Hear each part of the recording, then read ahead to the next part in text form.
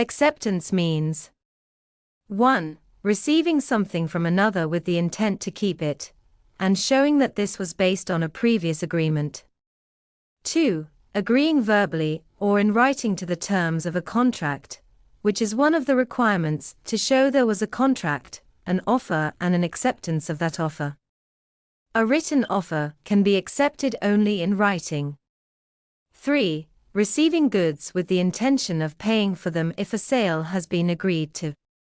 4. Agreement to pay a bill of exchange, which can be an absolute acceptance, to pay as the bill is written, or conditional acceptance, to pay only when some condition actually occurs, such as the shipment or delivery of certain goods.